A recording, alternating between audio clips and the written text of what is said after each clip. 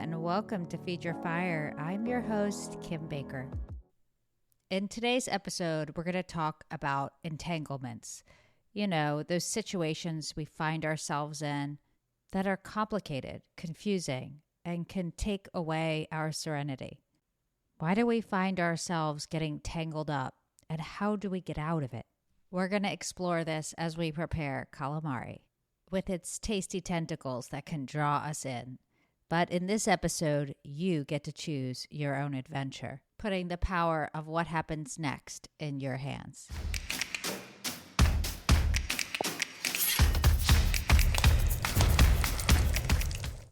Have you ever been faced with a situation where you're like, how did I get myself into this mess? That, my friend, is an entanglement. Maybe you inadvertently stepped out of your lane or invited someone into yours that doesn't belong. Entanglements can make us lose control of our lives, or at least our peace. Most of the time, we don't even see it coming. It's like a web we walk right into. And unraveling ourselves from that takes work, because digging out is more difficult than falling in. Just recently, I had found myself in a situation where I felt really stuck. Now, in this case, I was caught up in conflict that was kind of a triangle, which is the worst kind of entanglement. If you've ever been on the periphery of an entanglement, you know that shit hurts. It's like swimming in the ocean and out of the blue getting stung by a jellyfish. And because of that dynamic, I had to be really thoughtful about how I approached this. It's like having a gold chain that gets all knotted up, and it's painstaking to work it out. And what I learned from that experience is that getting out of an entanglement requires a couple things. The first of which is clarity, which can be really difficult when you're enmeshed in a situation. You can be just too close to see it as it really is. And what you need might be the perspective of someone else that's not involved. The second is recognizing your optionality. In this recent entanglement I found myself in, I was trying to get out of it by standing at a door that was never going to open.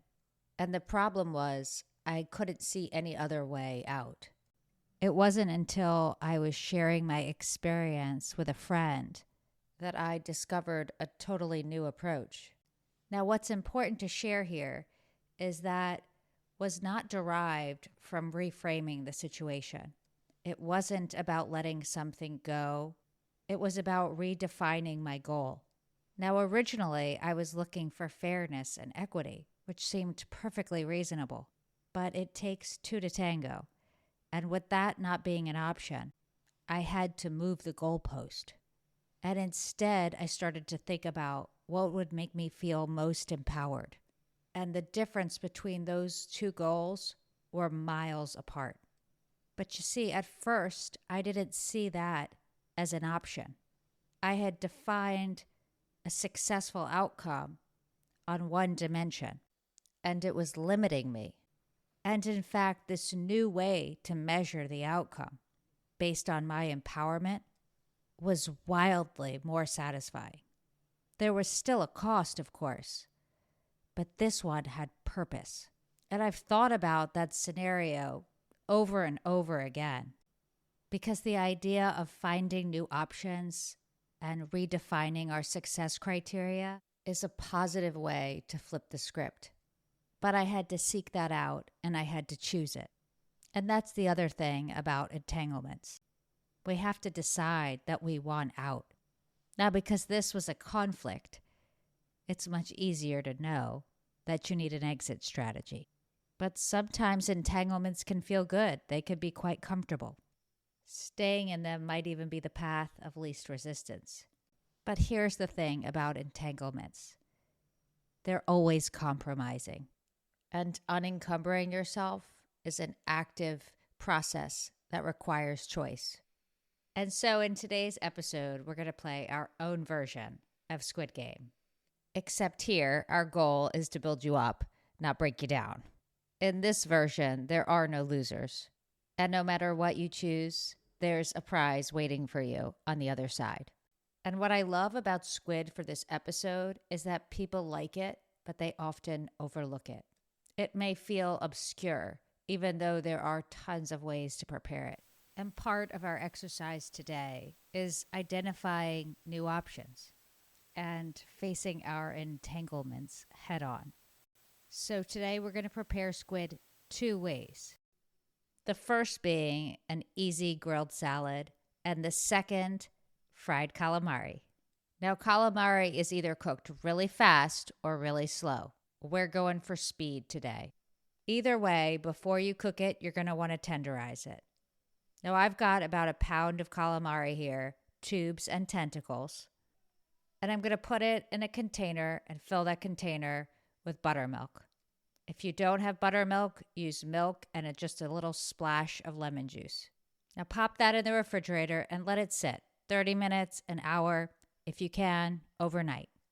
Now we're going to start with the grilled salad. Rinse off that buttermilk and pat it dry. Then drizzle it with a little bit of avocado oil, salt, and pepper. Some people like to score the calamari so it doesn't kind of bubble up when you cook it. Pop them on the grill and let them cook for about 30 seconds on each side, undisturbed. The goal is to get some grill marks, but you do not want to overcook them. After they've cooked for a minute and a half, they're ready to go. Let them rest while we make our salad and dressing. Now, because it's the middle of summer, I wanted to take advantage of the fresh vegetables. So I'm using cherry tomatoes and cucumber. I'm grating up some carrot and really finely slicing up some cabbage. The colors here are beautiful. Now in a small bowl, I want you to add some minced ginger and some really finely chopped shallot. Add a tablespoon of soy sauce and a tablespoon of balsamic vinegar. I'm also going to add in the juice of 1 lime and the juice of half an orange. Lastly, I'm going to add in 1 finely chopped bird's eye pepper, or you can use some finely chopped jalapeno for heat. Add a tablespoon of maple syrup and then drizzle in some olive oil, about 3 or 4 tablespoons. Then combine that dressing with the veggies. Sprinkle it with a little bit of salt and pepper and let it sit for like 30 minutes. Some water will pull from those vegetables, so use a slotted spoon before you plate it.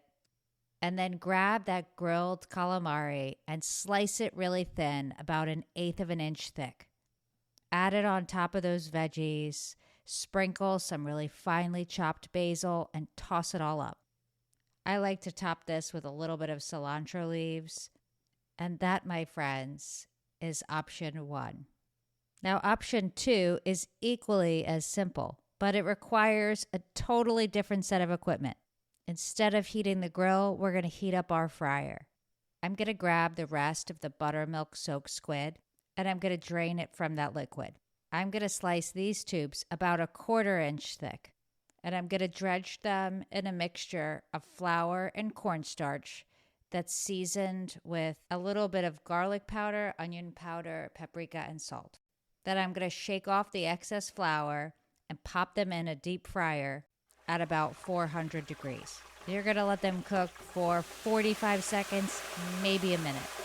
You're going to be tempted to cook them longer to let them brown more, but don't, because you'll overcook them. Transfer them to a paper towel lined plate, sprinkle them with salt, and then top it with a mixture of chopped parsley, chopped cilantro, and grated lemon zest. In this case, the second choice does not come in second place. Which option will you choose? What is it that you want to step into or out of? When I first got divorced, I took this boundaries class.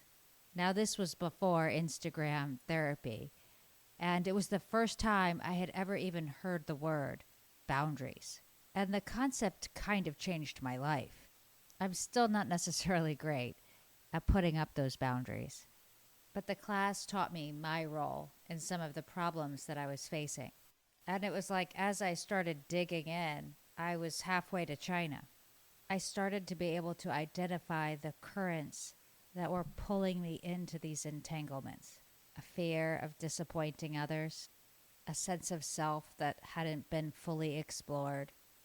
Those things are the undercurrents. leaving us ensnared. And because it's the things inside us that led us there, it's also up to us to find our way out. Don't be afraid to make a few waves in the process. Swimming against the current is never an easy thing, but it leads us away from the crosshairs of conflict and self-abandonment. This Squid Game was merely a simulation, designed to empower you to rise up, facing what tries to lure you in and eating them for lunch. Until our next episode, we say so long. Feed your fire, where food nourishes growth.